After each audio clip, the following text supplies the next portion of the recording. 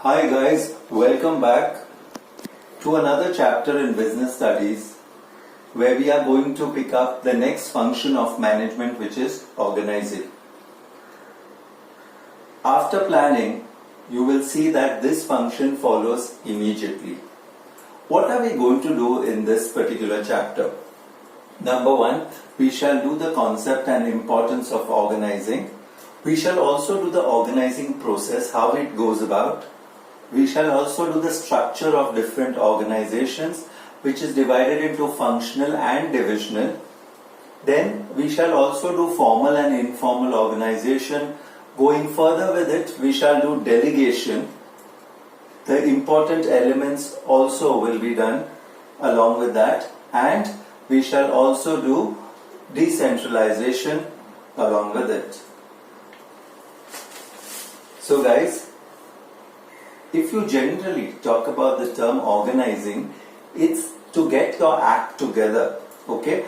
We may have all the resources, but to organize a certain thing requires a certain amount of skill, and of course it should first be followed by planning.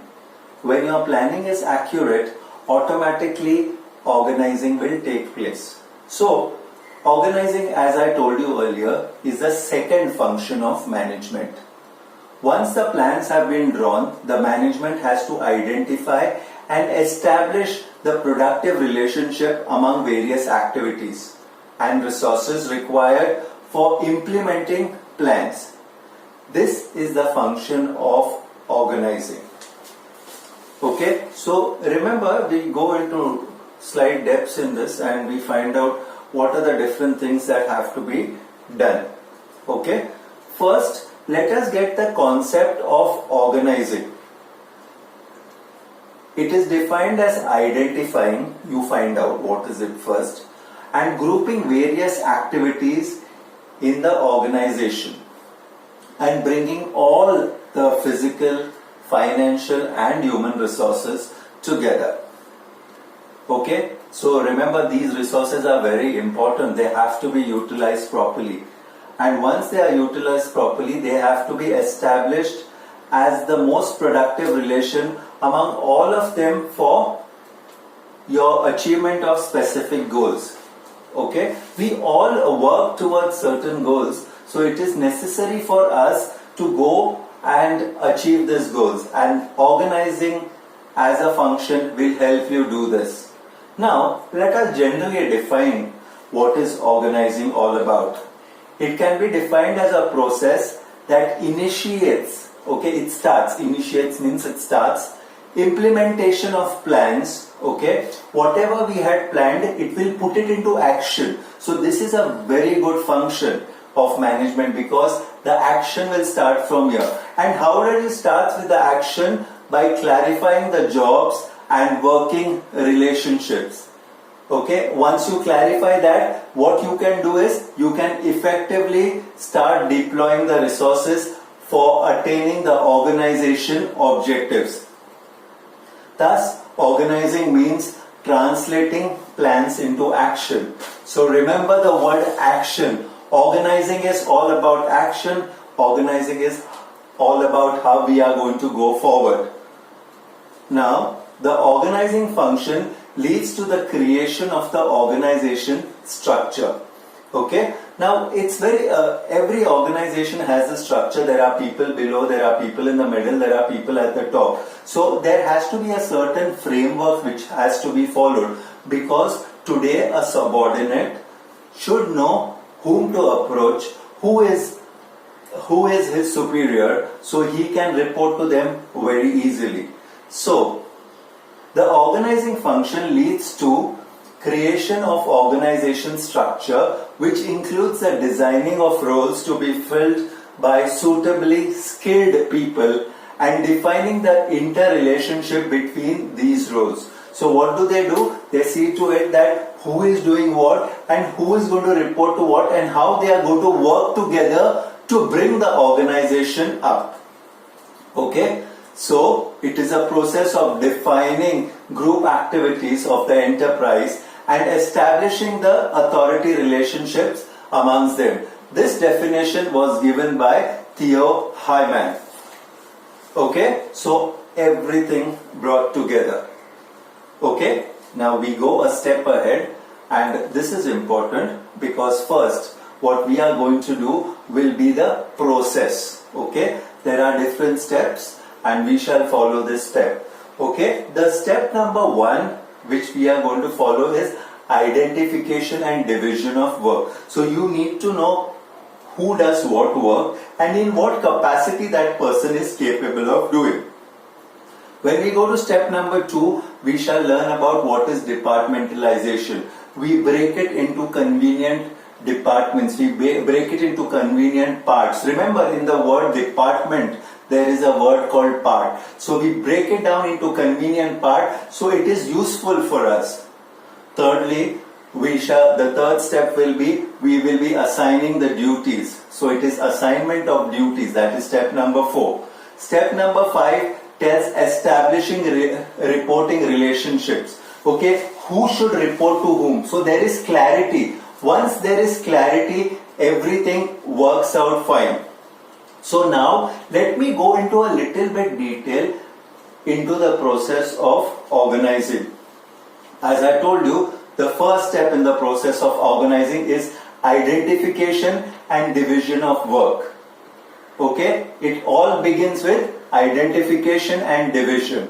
The work then is divided into manageable activities called jobs. So I will give this person a certain job to do. I will give that person a certain job to do based on his skills and abilities. Okay, now what does this do? Duplication of efforts and resources can be avoided. So things which are happening again and again, I shall remove that out. So it is going to save my resources of the organization as well as the time. Division of work facilitates specialization. So once you are good at doing a particular thing, okay, you are going to specialize. You are going to work again and again and you will become an expert in that particular field. Okay, so this was all about step number 1, where you remember we were identifying and putting it down into manageable jobs. Now I come to the second step in the process of organizing. The second step in the process of organization is known as departmentalization. Okay, this is the second step. Okay, as the very word tells, departmentalization. Okay, it is divided into parts. So this process, what it does, it combines or clubs groups which are having similar correlated jobs into larger unit called departments. So these departments are then divided into sections or divisions. Okay, and what happens here, there is unity of efforts. People who know a particular job, they are going to follow the same thing. They are going to work towards the common goals of the organization. Departments are created on the following basis. Either it might be created on the basis of function, okay, like marketing, sales, purchase, and so on. Whereas it can also be created on the basis of products. You can have some divisions for products if your company is manufacturing many products. Okay, so this is departmentalization for you. From departmentalization, we go to what is the next step in the process of organizing. The next step in the process of organizing is known as assignment of duties. Okay, whom to allocate what work to do. That is the most important thing. Otherwise, what happens? People go helter-skelter. Remember, in a classroom also, a classroom without a teacher, okay, you will see the children doing whatever they want to do. There will be some people, there are some children who will be standing on top of the benches, on the chairs, some of them will be out, some of them will be fighting with each other. Why? Because they have not been assigned their duties by the teachers. Okay, so the next step in the process of organizing is known as assignment of duties. Here what they do, they allocate the work to the employees according to their experience, skills and competencies. How good they are, they'll be given that particular job. Okay, see, in case of a cricket match also, or in the game of cricket, The person who keeps well, he becomes a wicket keeper. The person who bowls well is going to bowl. Okay, so we have got different types of bowlers also. So we'll get different bowlers at different stages of a particular match. The one who bats well will be going ahead in the batting order. Okay, so all these are based on their competencies. Okay, we never have Virat Kohli coming in at number 10 or number 11 unless he's injured. Okay, you will always see him come 1 down or 2 down, or sometimes even opening in certain cases when he's playing a T20 match. So when we assign these duties, we see that effective performance is ensured. Everyone does their best and they try to achieve their best. Okay, from here we come to the last step in the process of organizing, that is establishing a report relationship. You should know whom to report. Otherwise, if you don't report, you yourself will be a little bit lethargic. You yourself will not feel like doing that job. So when you know you have to report to someone, that is where you will start taking your job a little bit more seriously. Okay, so what happens here? The employee from whom to receive the orders, okay, so he will be thinking about where to take the orders from, and the person who's given the job, he's accountable and answerable for all the performance of the work allocated. Say I'm in charge of the factory, I'm the factory manager, and today my boss tells that 500 units have to be produced because it is an urgent order. And say for example, I produce only 480 units. So I will be questioned, why didn't I produce those 20 units? If I have a satisfactory answer, I save my skin. Otherwise, if not, I am answerable and I may be punishable also. Okay, so when you have clear reporting relationship, it creates a hierarchical chart, a hierarchical structure. Okay, whom to go, at what position to go. Okay, and amongst this, we achieve a very important function which is known as coordination among different departments. Each of the departments combine their efforts and come in such a way that they work towards the welfare of the organization. Okay. So we last went through the steps of this function of management called organizing. Now, how important is organizing to the organization is something which we need to look into. Now, I shall discuss with you the importance or the significance of organizing. What happens when we organize things together? It is very easy for us to retrieve those things back. Okay, so let's see the first point of importance. The first point of importance is the benefit of specialization. The person who can do the job best for that particular function, he is given that job. So this creates specialization, and people will come to your organization because you are producing that particular item where it is not available in any other place. So the benefit of specialization happens here. Okay. Secondly, coming to point number 2 in the importance or significance of organizing, there is clarity in working relationships. Okay, when you're clear about certain things, it becomes very easy for you to function. You don't have to be bothered about things which may happen or may not happen. You know you have to finish your this part of job at this particular time of the day and report to this particular person. Okay, so you are accountable to some person. So it is very clear. The picture is very clear, and you know what to do exactly. Okay, so there is clarity in working relation. Okay, thirdly, after getting clarity in working relationship, you can tell the third point of importance or significance of organizing is there is optimum utilization of resources. The person who is best fitted for the job is given. What happens when a person who knows the job very well is given the job? He will ensure that the work is done before time. He will ensure that the resources are not misutilized, and he will save all those resources. So remember, he's saving on time and he's saving on money also when you give a specialized person to do a specialized thing. Okay, so this was point number 3. Point number 4 is adaptation to change. Okay, when you start organizing things in a proper way, this function tells you that if anything happens in the future, you know how to get your act together. So you are adapting to the changes. We remember in chapter number 3 in business environment, there are a lot of external factors which are going to affect the business and you have to be ready for it. So the need for change is always there and the need to change should be always inculcated.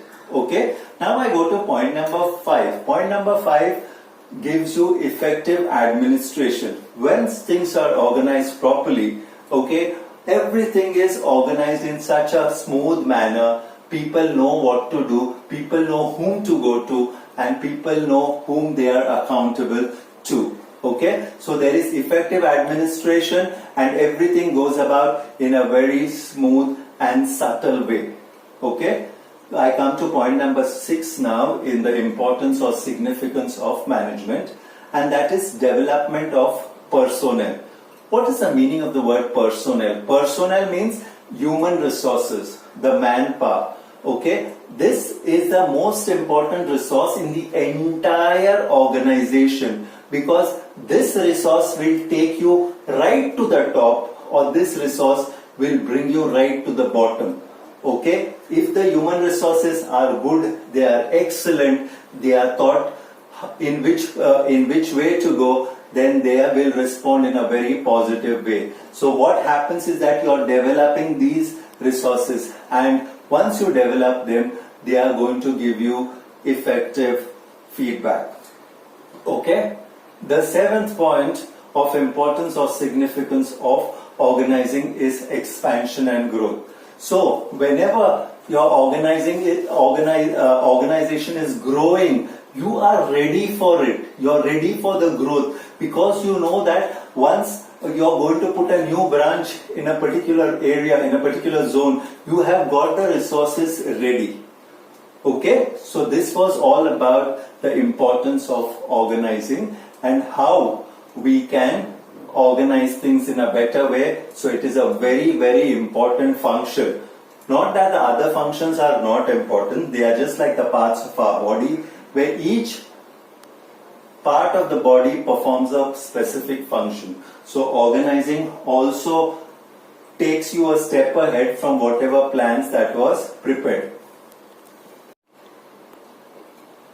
So we last did the importance or significance of the organizing function. Now, in order to know the real function of organizing, we have to understand what is an organization chart or the organization structure. It's basically just like we have a skeleton in our body. Okay, we have different bones. Okay, they form the framework of the entire body.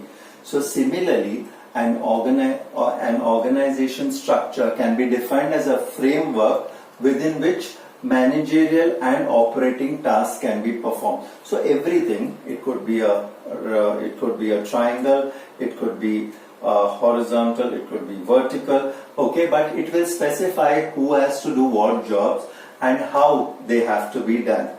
It also specifies the relationship between 3 important things, that is people, work and resources, because once people, work and resources combine together, they will be most productive.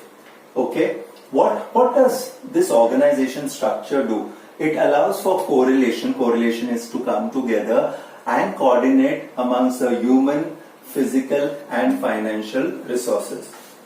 Okay, and basically when the need is felt that the organization is growing in size and its complexity is increasing, we need an organization structure in place.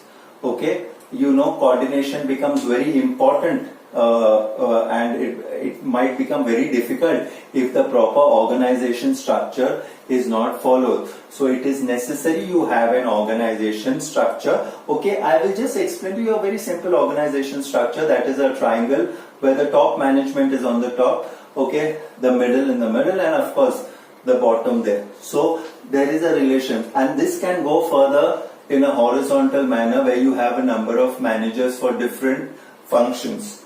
Okay, now let's come to the benefits directly of organization structure or organization chart. Number one, it increases the profitability.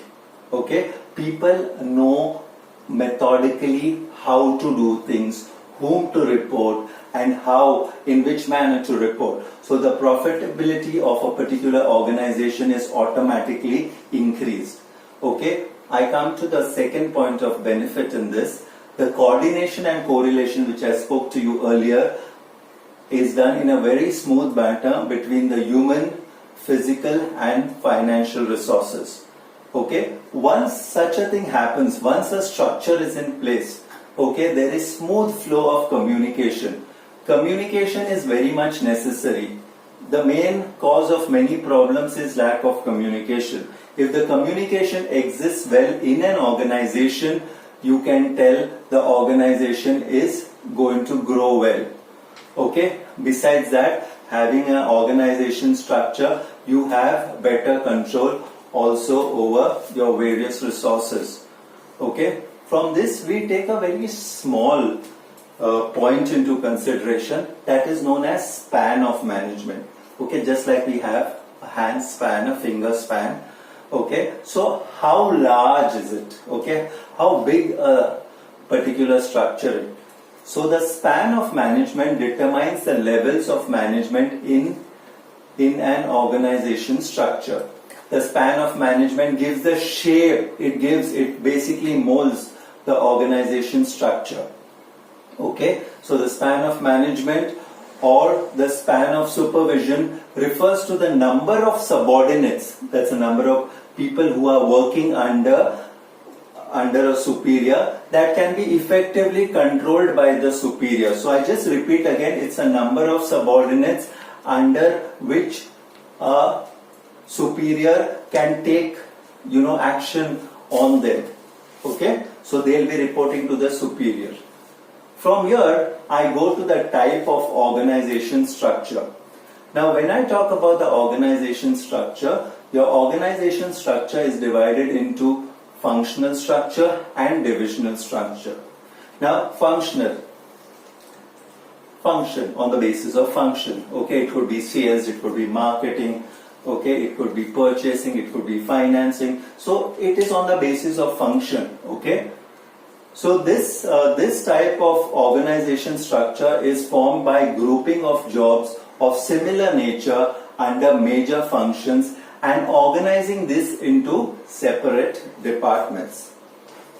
Okay, so this is here the separate departments are done with. Okay, all the departments are going to report to a coordinating head. Okay, they are going to report to a particular person. And say for example, the managing director is on the top. Okay, below him there is production, marketing, purchasing, human resources. So all these managers will report to the managing director. Okay, now we always need to find out that how is it useful and in what place is it useful. So let us understand the suitability of a functional structure. Number one, if the size of the organization is large and producing one single line of product, then it is very good to have a functional structure. Okay, secondly, when the organization is into diversified activities, say for example they are producing soaps, cloth and other items. Okay, so it is good that they have this particular structure because each particular department will be managing itself on its own. Thirdly, if the operations of organization have a high degree of specialization, then this particular structure the functional structure will be very useful to them. Now quickly, as I finish with how it should be benefiting to different things, let us go to the advantages or merits of a functional structure. Number one, It gives you functional specialization. So whatever you're doing, whatever function you're doing, you are the best at that. I gave you an example previously in a cricket match. The person who keeps well becomes a wicket keeper, and automatically he is given the job to stand behind the stumps. The one who bowls well, he'll be given to bowl because he is the person who will get the opposition out. Okay? And so on. It is applicable in all, even in football, the forwards, the backs, the middle. Okay? All of them are performing their different function at different stages. Okay? I come to the second point of advantage, that is better control and coordination. Once you know that you have to perform a particular function, you are going to perform it in the best of your abilities. So there is better control and coordination. Third, efficiency. We have learnt about this word efficient, how to be efficient, how to be effective. Efficiency basically means that you're achieving that particular job in a lesser amount of time or utilizing lesser amount of resources. So you are efficient in that, and a functional structure will automatically create this efficiency for you. Going with the point number 4, it is almost linked to the other points. It minimizes the cost. Once a particular person is given a particular job to do, the costs are minimized. Okay, they are not going to overspend, they are not going to outsource it or give it to someone else.